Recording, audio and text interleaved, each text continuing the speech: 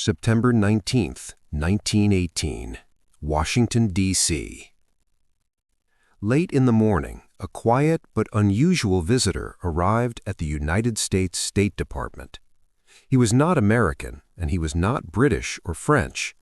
He was a diplomat from neutral Switzerland, carrying a formal diplomatic cable from the German government. In wartime diplomacy, Switzerland often served as a messenger between enemies who no longer spoke directly. Messages like this were common: protests about prisoners, complaints about treatment of civilians, or disputes about shipping and blockades. But this message was different. The German government was not protesting starvation blockades, aerial bombing, or artillery attacks. Germany was protesting a shotgun. According to the note delivered that day, the German High Command claimed that American troops fighting in France were using a weapon that violated the laws of war. The weapon was described as a repeating shotgun capable of firing multiple rounds rapidly, producing devastating effects at close range. Germany's accusation was blunt. The use of this weapon, the note argued, caused unnecessary suffering and violated the Hague Conventions governing warfare. Then came the threat. If American soldiers were captured carrying such a weapon, Germany warned, they could be executed. It was an extraordinary claim. At that moment in the war, Germany itself had deployed some of the most terrifying weapons the world had ever seen. German forces had been the first to unleash large-scale poison gas attacks on the battlefield, beginning at Ypres in 1915. Chlorine clouds rolled across Allied trenches, suffocating thousands of soldiers in minutes. Later came phosgene gas, far more lethal, and mustard gas, which burned skin and lungs and left survivors permanently scarred. German troops also used flamethrowers to clear trenches, sending jets of burning fuel into bunkers and dugouts. They deployed specialized trench weapons, including jagged saw-backed bayonets designed to tear through flesh. Yet now, in September of 1918, Germany was formally accusing the United States of using an illegal weapon. And that weapon had not been invented for war. It had been invented for duck hunting. The gun at the center of the controversy was the Winchester Model 1897 shotgun, designed by the legendary American firearms engineer John Moses Browning. Introduced in the late 19th century, it was a pump-action shotgun widely used by civilians across the United States. Farmers used it for pests, hunters used it for birds and small game, lawmen sometimes carried it for close-range defense. By the time America entered the First World War in 1917, the shotgun had already been a familiar part of American life for decades. But someone in the U.S. Army had recognized something important. Trench warfare had changed the nature of combat. The Western Front was not a battlefield of open fields and long rifle duels. It was a labyrinth of mud, narrow passageways, underground shelters, and sudden encounters at distances measured in feet rather than yards. In that kind of environment, the standard infantry rifle was not always the perfect weapon. The primary American service rifle, the Springfield MN 1903, was a powerful and accurate bolt-action rifle capable of hitting targets hundreds of meters away. In open combat, it was one of the finest rifles in the world. But inside a trench, a soldier might turn a corner and come face to face with an enemy only a few feet away. In that moment, a long rifle with a bolt-action mechanism could be slow and awkward. A shotgun, on the other hand, was devastating. The Winchester Model 1897 had a pump-action design that allowed soldiers to fire rapidly. Even more significant was the ammunition it used. Instead of a single bullet, a combat shotgun shell contained multiple large pellets known as buckshot. At close range, those pellets spread outward in a tight pattern, striking with enormous destructive force. In a narrow trench corridor, one pull of the trigger could send several projectiles toward an enemy at once. American soldiers quickly gave the weapon a nickname. They called it the trench broom, because in the confined space of trench warfare, it could sweep an entire section of trench in seconds. When U.S. forces began arriving in France in large numbers in 1918, specialized versions of the Winchester shotgun were issued to some American units. These were modified for combat, with shorter barrels, heat shields, and mounts that allowed a bayonet to be attached. The weapon proved brutally effective during trench raids and night assaults. German soldiers noticed. Reports began filtering through the German command structure, describing American troops armed with repeating shotguns that could fire multiple blasts in rapid succession. For soldiers defending a trench line, the experience could be terrifying. A sudden assault in darkness, the flash of a muzzle, and the thunderous blast of a shotgun at point-blank range. By late summer of 1918, German commanders decided to take the issue to the diplomatic arena. That decision led to the cable delivered to Washington on September 19th. The German government argued that the shotgun violated international law, specifically the Hague Conventions prohibiting weapons that caused unnecessary suffering. But the protest raised an uncomfortable question. If the shotgun was illegal because it caused excessive injury, what about poison gas? What about flamethrowers? What about artillery shells filled with chemical agents designed to blind, burn, and suffocate? To many American officials, the German complaint sounded less like a legal argument and more like a sign of something else: fear. The United States now faced a decision. Germany had issued a direct threat on American soldiers. If captured with these weapons, they might be executed. The War Department had to decide whether to withdraw the shotguns from the battlefield, risking the loss of a weapon that soldiers clearly valued, or to challenge Germany's legal argument and continue issuing them. Behind closed doors in Washington, military lawyers and officials began studying the German protest. They examined the Hague Conventions, they reviewed the history of weapons law, and they prepared a response. But the deeper mystery remained. Why would one of the most technologically advanced military powers in the world, a nation that had built massive artillery, submarines, poison gas programs, and flamethrower units, suddenly focus its diplomatic energy on a weapon designed for duck hunting? What had happened in the trenches of France that made the German High Command so alarmed?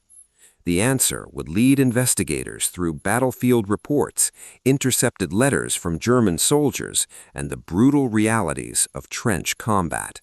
Because the protest delivered on that September morning was not just about a gun. It was a signal. Somewhere on the Western Front, American soldiers had introduced a weapon that was changing the psychology of close combat, and Germany wanted it stopped. When American forces entered the First World War in 1917, the United States Army faced a problem that few Americans at home fully understood. The war in Europe had already been raging for nearly 3 years, and it had transformed the battlefield into something completely different from the wars American officers had studied.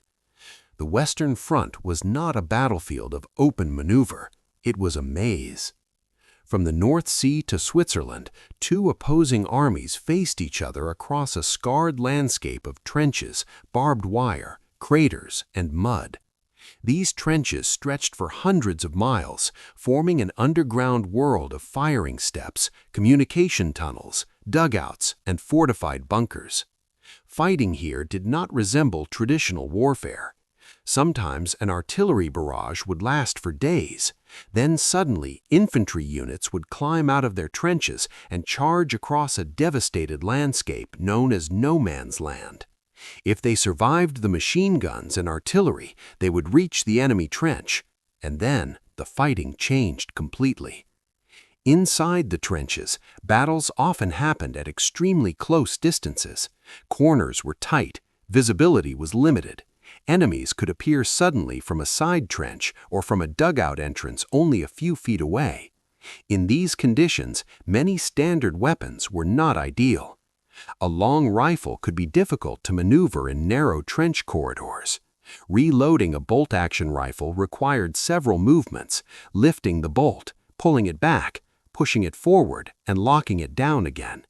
In the chaos of trench fighting, those seconds mattered. Soldiers began improvising. German troops used stick grenades and pistols for trench assaults. British and French soldiers carried clubs, knives, and improvised trench maces. Some units even used sharpened entrenching tools as weapons in hand-to-hand combat. The reality of trench warfare forced armies to rethink everything about close combat. And far from the trenches of France, an American civilian had been thinking about the same problem. His name was Josephus Daniels. Daniels was not a soldier or a battlefield commander. He was the United States Secretary of the Navy, responsible for overseeing naval operations during the war. But like many American officials, he was closely following reports coming from Europe about the brutal nature of trench combat. Among the reports circulating through military circles was a simple observation. In extremely close quarters, nothing was more devastating than a shotgun. For generations, Americans had used shotguns for hunting and home defense. At close range, the spread of multiple pellets made them incredibly effective against fast-moving targets. Unlike a rifle bullet, which required precise aim, a shotgun blast sent a cluster of projectiles toward the target. In these conditions, many standard weapons were not ideal. A long rifle could be difficult to maneuver in narrow trench corridors. Reloading a bolt-action rifle required several movements, lifting the bolt, pulling it back, pushing it forward, and locking it down again. In the chaos of trench fighting, those seconds mattered. Soldiers began improvising. German troops used stick grenades and pistols for trench assaults. British and French soldiers carried clubs, knives, and improvised trench maces. Some units even used sharpened entrenching tools as weapons in hand-to-hand combat. The reality of trench warfare forced armies to rethink everything about close combat. And far from the trenches of France, an American civilian had been thinking about the same problem. His name was Josephus Daniels. Daniels was not a soldier or a battlefield commander. He was the United States Secretary of the Navy, responsible for overseeing naval operations during the war. But like many American officials, he was closely following reports coming from Europe about the brutal nature of trench combat. Among the reports circulating through military circles was a simple observation. In extremely close quarters, nothing was more devastating than a shotgun. For generations, Americans had used shotguns for hunting and home defense. At close range, the spread of multiple pellets made them incredibly effective against fast-moving targets. Unlike a rifle bullet, which required precise aim, a shotgun blast sent a cluster of projectiles toward the target. In these conditions, many standard weapons were not ideal. A long rifle could be difficult to maneuver in narrow trench corridors. Reloading a bolt-action rifle required several movements, lifting the bolt, pulling it back, pushing it forward, and locking it down again. In the chaos of trench fighting, those seconds mattered. Soldiers began improvising. German troops used stick grenades and pistols for trench assaults. British and French soldiers carried clubs, knives, and improvised trench maces. Some units even used sharpened entrenching tools as weapons in hand-to-hand combat.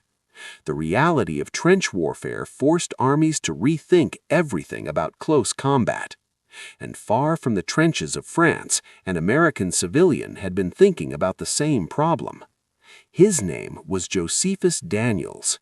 Daniels was not a soldier or a battlefield commander. He was the United States Secretary of the Navy, responsible for overseeing naval operations during the war. But like many American officials, he was closely following reports coming from Europe about the brutal nature of trench combat. Among the reports circulating through military circles was a simple observation. In extremely close quarters, nothing was more devastating than a shotgun. For generations, Americans had used shotguns for hunting and home defense. At close range, the spread of multiple pellets made them incredibly effective against fast-moving targets. Unlike a rifle bullet, which required precise aim, a shotgun blast sent a cluster of projectiles toward the target. In these conditions, many standard weapons were not ideal. A long rifle could be difficult to maneuver in narrow trench corridors. Reloading a bolt-action rifle required several movements, lifting the bolt, pulling it back, pushing it forward, and locking it down again. In the chaos of trench fighting, those seconds mattered. Soldiers began improvising. German troops used stick grenades and pistols for trench assaults. British and French soldiers carried clubs, knives, and improvised trench maces. Some units even used sharpened entrenching tools as weapons in hand-to-hand combat. The reality of trench warfare forced armies to rethink everything about close combat. And far from the trenches of France, an American civilian had been thinking about the same problem. His name was Josephus Daniels. Daniels was not a soldier or a battlefield commander. He was the United States Secretary of the Navy, responsible for overseeing naval operations during the war. But like many American officials, he was closely following reports coming from Europe about the brutal nature of trench combat. Among the reports circulating through military circles was a simple observation. In extremely close quarters, nothing was more devastating than a shotgun. For generations, Americans had used shotguns for hunting and home defense. At close range, the spread of multiple pellets made them incredibly effective against fast-moving targets. Unlike a rifle bullet, which required precise aim, a shotgun blast sent a cluster of projectiles toward the target. In these conditions, many standard weapons were not ideal. A long rifle could be difficult to maneuver in narrow trench corridors. Reloading a bolt-action rifle required several movements, lifting the bolt, pulling it back, pushing it forward, and locking it down again. In the chaos of trench fighting, those seconds mattered. Soldiers began improvising. German troops used stick grenades and pistols for trench assaults. British and French soldiers carried clubs, knives, and improvised trench maces. Some units even used sharpened entrenching tools as weapons in hand-to-hand combat. The reality of trench warfare forced armies to rethink everything about close combat. And far from the trenches of France, an American civilian had been thinking about the same problem. His name was Josephus Daniels. Daniels was not a soldier or a battlefield commander. He was the United States Secretary of the Navy, responsible for overseeing naval operations during the war. But like many American officials, he was closely following reports coming from Europe about the brutal nature of trench combat. Among the reports circulating through military circles was a simple observation. In extremely close quarters, nothing was more devastating than a shotgun. For generations, Americans had used shotguns for hunting and home defense. At close range, the spread of multiple pellets made them incredibly effective against fast-moving targets. Unlike a rifle bullet, which required precise aim, a shotgun blast sent a cluster of projectiles toward the target. In these conditions, many standard weapons were not ideal. A long rifle could be difficult to maneuver in narrow trench corridors. Reloading a bolt-action rifle required several movements, lifting the bolt, pulling it back, pushing it forward, and locking it down again. In the chaos of trench fighting, those seconds mattered. Soldiers began improvising. German troops used stick grenades and pistols for trench assaults. British and French soldiers carried clubs, knives, and improvised trench maces. Some units even used sharpened entrenching tools as weapons in By 1918, the Western Front had become a place where traditional ideas about warfare no longer applied. Generals still planned operations using maps and arrows, but the reality experienced by the soldiers in the trenches was far more chaotic and far more intimate. In theory, modern infantry combat was supposed to happen at long range. Soldiers were trained to engage enemies hundreds of meters away using rifles designed for accuracy and discipline.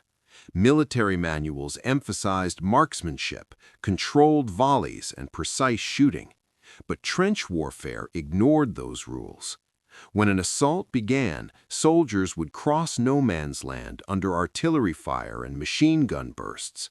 If they survived that deadly crossing, they would crash into the enemy trench line. And once they were inside the trench system, the entire nature of the battle changed. Suddenly, distances shrank dramatically. Instead of hundreds of meters, the enemy might be 10 feet away, sometimes even closer. Trenches were narrow, often barely wide enough for two men to pass each other. They twisted through the earth in zigzag patterns designed to limit the damage from explosions. Trench communication trenches branched off from the main lines, connecting bunkers, supply areas, and artillery positions. This layout created countless blind corners. A soldier moving through a trench might turn a corner and find an enemy standing directly in front of him. In those moments, the long-range accuracy of a rifle meant very little. The standard American infantry weapon, the Springfield M1903 rifle, was one of the most accurate rifles in the world. In trained hands, it could hit targets far beyond 500 meters, but it was also long, heavy, and operated by a bolt-action mechanism. To fire the rifle again after each shot, the soldier had to lift the bolt handle, pull it back, push it forward, and lock it down before pulling the trigger again. That system worked well in open combat. Inside a trench, it could feel painfully slow. In close quarters, speed was survival. This was exactly the environment where the shotgun excelled. The Winchester Model 1897 trench gun used a pump-action mechanism. After firing, the soldier simply pulled the forend backward and pushed it forward again to chamber the next round. The movement was fast and natural. More importantly, the shotgun fired a very different type of ammunition. Instead of a single bullet, each shell contained multiple large lead pellets known as buckshot. When fired, these pellets spread outward in a pattern that grew wider as the distance increased. At long distances, the spread reduced the weapon's effectiveness, but at close range, the kind of range found inside trenches, the effect could be devastating. At distances of just a few feet, the pellets had barely begun to spread. They struck the target almost like a single mass of metal, delivering enormous stopping power. At 10 or 15 feet, the pellets spread just enough to increase the chances of hitting the target, even if the shooter's aim was slightly off. In a twisting trench corridor, that small spread made a huge difference. A soldier did not need perfect marksmanship. He only needed to fire first. American troops quickly learned how to use the weapon in the brutal environment of trench raids. A typical trench assault happened quickly and violently. After an artillery barrage or under the cover of darkness, a small group of soldiers would enter an enemy trench and begin moving through the narrow passages. Speed was critical. The goal was to overwhelm the defenders before they could organize resistance. Soldiers armed with trench guns often led these assaults. As they moved through the trenches, they could fire repeated blasts of buckshot at close range, clearing corners and dugout entrances in seconds. The psychological effect of the weapon was significant. Rifles produced a sharp crack when fired. Pistols had a quick popping sound, but a shotgun was different. The blast of a 12-gauge shotgun inside a narrow trench was thunderous. The sound echoed through the walls of earth and timber, creating a deep, booming roar that could travel along the trench line. For soldiers already under extreme stress, the noise alone could be terrifying. And then there was the speed. Because of the shotgun's design, a trained soldier could fire several shots in rapid succession. If the trigger was held down while pumping the action, the gun would fire the moment each new shell was chambered. To someone facing the weapon from the other end of the trench, the blasts could seem almost continuous. American soldiers began calling the weapon the trench broom. The name was simple but descriptive. In the cramped geometry of trench warfare, the shotgun could sweep through a section of trench with brutal efficiency. German soldiers soon encountered the weapon during American trench raids and counterattacks. At first, the reports sounded unusual. Some described American soldiers using a weapon that fired multiple projectiles at once. Others mentioned the terrifying speed at which the gun could fire. German officers began hearing repeated accounts of close-range assaults where defenders were overwhelmed before they could effectively respond. The weapon did not replace rifles or machine guns. It was not designed to dominate the battlefield at long range, but in one specific environment, the narrow corridors of trench warfare, it filled a role that few other weapons could match. It turned close combat into something sudden and explosive. And word began to spread among German units that certain American soldiers carried a weapon particularly dangerous in trench fighting. A weapon that did not behave like a rifle, a weapon that filled the air with lead at close range, a weapon that made the dark corners of trenches even more dangerous. German soldiers started giving their own descriptions of the experience. Some wrote about sudden ambushes where a blast from a shotgun seemed to fill the entire trench passage. Others described the shock of encountering a weapon designed specifically for fighting at distances measured in steps rather than meters. These reports slowly moved up the chain of command. Field officers reported them to higher headquarters, intelligence officers collected battlefield observations, military analysts began to recognize a pattern. The Americans had introduced a weapon uniquely suited to the brutal geometry of trench warfare, and the soldiers facing it were beginning to fear it.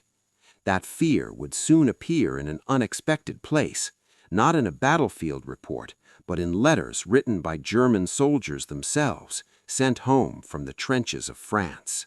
By the summer of 1918, the Western Front was entering one of the most intense phases of the entire war. German forces had launched a massive series of offensives earlier that year, hoping to break the Allied lines before the full weight of American manpower arrived in Europe. But the plan had failed. Instead of collapsing, the Allied front held, and now, with fresh American troops arriving in ever larger numbers, the momentum of the war was beginning to shift. One of the places where that shift became brutally clear was a forest in northern France known as Belleau Wood. The fighting there began in June 1918 and quickly turned into one of the most savage battles fought by American forces during the First World War. The forest was dense, tangled, and shattered by artillery. Trees had been blasted apart. The ground was covered in craters and broken branches. German machine gun nests were hidden among the ruins of the woods, and every advance required soldiers to move through narrow, chaotic terrain where enemies could appear suddenly at very close range.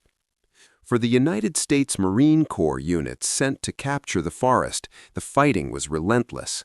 Attacks happened at dawn, at dusk, and sometimes in the darkness of night. Small groups of Marines pushed forward through the shattered woods, clearing German positions one by one. In that kind of terrain, visibility was limited. Distances shrank. Combat often became a matter of seconds. It was exactly the kind of battlefield where close-range weapons mattered most. Among the weapons carried by some American troops were the newly issued trench shotguns.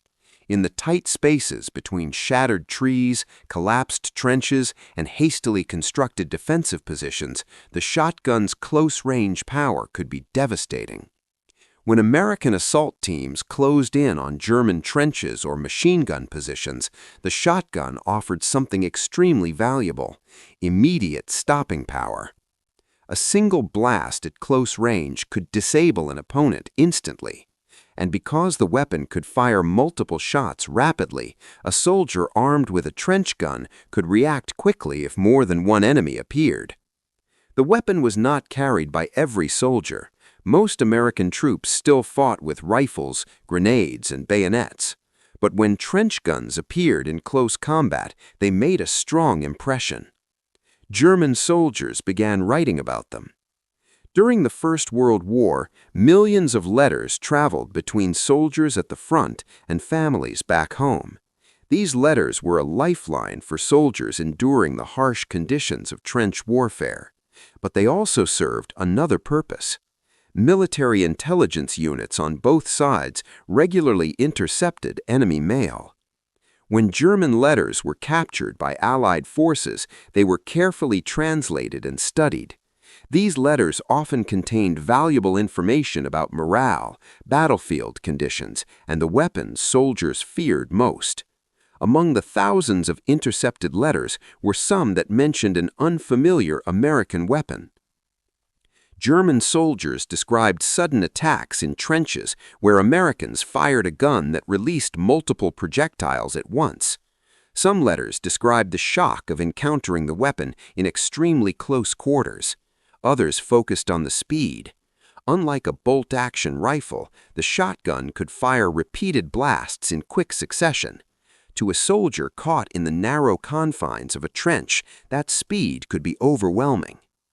One German soldier wrote about an encounter in which American troops stormed a trench position armed with what he described as guns that fire many shots at once. Another letter described the terrifying noise of the weapon in close quarters, noting that the blasts echoed through the trench line. These accounts were not official reports written by officers. They were private letters written by soldiers trying to explain the chaos of trench combat to their families. That made them especially valuable because they revealed something difficult to measure through normal intelligence reports: fear. The shotgun was not the most powerful weapon on the battlefield. Artillery shells could destroy entire trenches. Machine guns could cut down advancing infantry from hundreds of meters away. But the shotgun operated in a very specific moment of combat. The moment when two enemies suddenly faced each other at close range. In that moment, the weapon's combination of power, spread, and speed created a psychological shock. A rifle required careful aim, a shotgun demanded only proximity, and in the cramped environment of trench warfare, proximity was unavoidable. As the summer of 1918 continued, American forces increasingly participated in offensive operations across the Western Front. German units found themselves facing fresh troops who were often aggressive and willing to push into close combat. Whenever those troops carried trench guns, the effect could be dramatic. Word spread through German units that certain Americans carried a weapon especially dangerous in trench warfare. Stories circulated. Some exaggerated the weapon's capabilities. Others described encounters that sounded almost mythical. But beneath the rumors was a consistent theme. The shotgun was becoming associated with sudden, violent assaults at extremely close range. German commanders began to notice the pattern. Reports from the front mentioned the weapon with increasing frequency. Intelligence officers gathered descriptions from captured soldiers and battlefield observations. Eventually, the issue reached the highest levels of the German military command. To them, the shotgun appeared to be something unusual, a weapon that was not part of traditional European military arsenals, a weapon not designed for long-range combat, but for brutal encounters measured in feet rather than meters. And most importantly, a weapon that seemed to be creating a powerful psychological effect among soldiers who faced it. By late 1918, German leaders decided to take an unusual step. Instead of responding to the weapon on the battlefield, they chose to challenge it through international law. They would argue that the shotgun violated the rules of warfare established decades earlier in The Hague.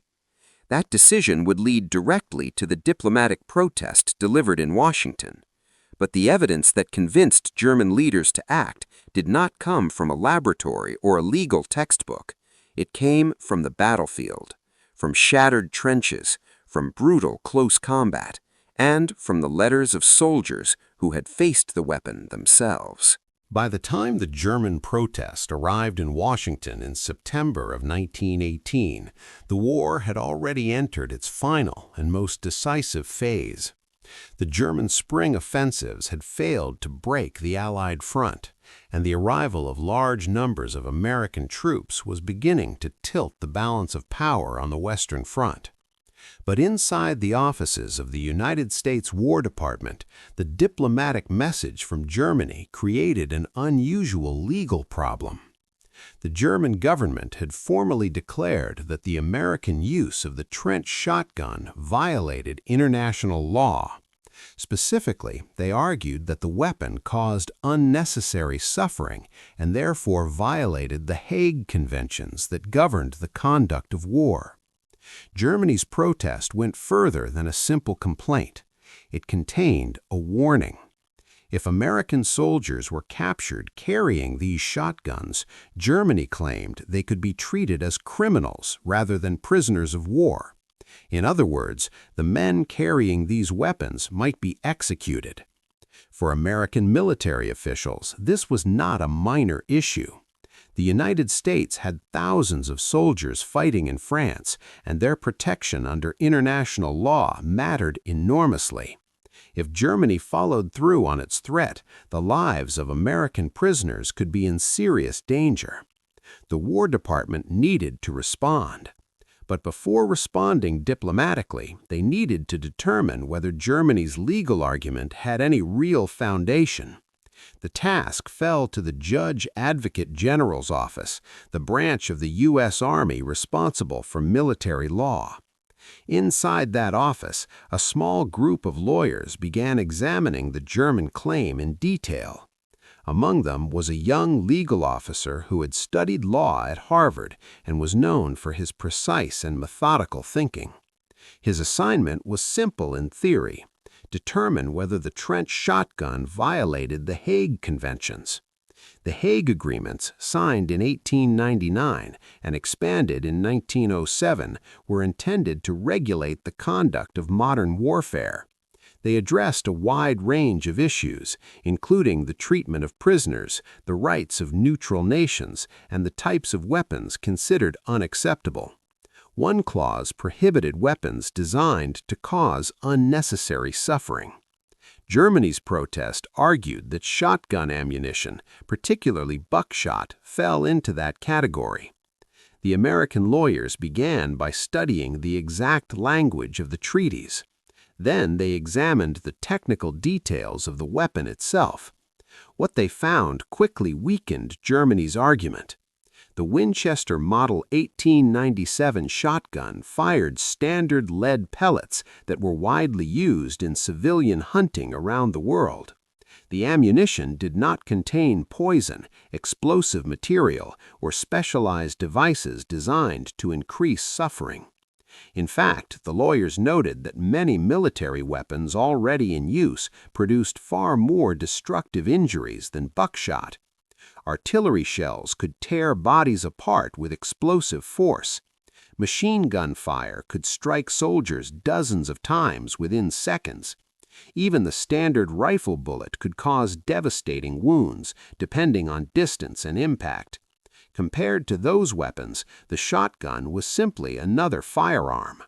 But the legal analysis did not stop there. The American lawyers examined Germany's own actions during the war. Germany had used poison gas on a massive scale. Chemical weapons such as chlorine, phosgene, and mustard gas had caused agonizing injuries and slow deaths among thousands of soldiers. Flamethrowers had been deployed to burn defenders out of trenches and bunkers. If the standard of unnecessary suffering applied to the shotgun, the American legal team argued, then Germany's own arsenal raised far more serious questions. Within a few days, the legal officer prepared a formal response to the German protest. The document was only a few pages long, but it dismantled Germany's argument point by point. First, it stated that the shotgun was a legitimate weapon of war and did not violate any existing international agreements. Second, it rejected Germany's claim that buckshot caused unusual or excessive suffering compared to other accepted weapons. And finally, the response contained a warning of its own. If Germany carried out its threat to execute American soldiers captured with shotguns, the United States would take severe retaliatory measures against German prisoners. The message was clear. The United States had no intention of withdrawing the weapon from the battlefield. The response was delivered through the same diplomatic channels that had carried Germany's protest to Washington. And after that, something interesting happened. Germany never acted on its threat. Despite the dramatic language of the original protest, there is no evidence that German forces ever executed an American prisoner for carrying a trench shotgun. The issue simply faded. By the autumn of 1918, the situation on the battlefield had become far more urgent for the German military.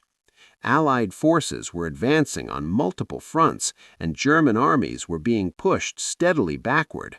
The debate over shotguns was no longer a priority.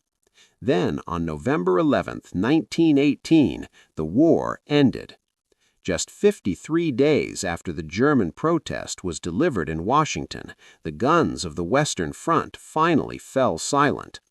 The trench shotgun did not win the war by itself. No single weapon ever does. But the controversy surrounding it revealed something important about modern warfare. Sometimes the most powerful weapons are not the most technologically advanced. Sometimes they are the weapons that perfectly match the environment in which soldiers are forced to fight. The Winchester Model 1897 had been designed decades earlier for hunters walking through marshes and fields, tracking ducks and game birds. No one who built that weapon could have imagined that it would one day become the subject of an international diplomatic dispute during one of the largest wars in human history. Yet, for a brief moment in 1918, a simple American shotgun forced the German High Command to send a formal protest across the Atlantic. Not because the weapon was new, but because, in the narrow trenches of the Western Front, it worked. And sometimes, on the battlefield, effectiveness is the most frightening quality a weapon can have.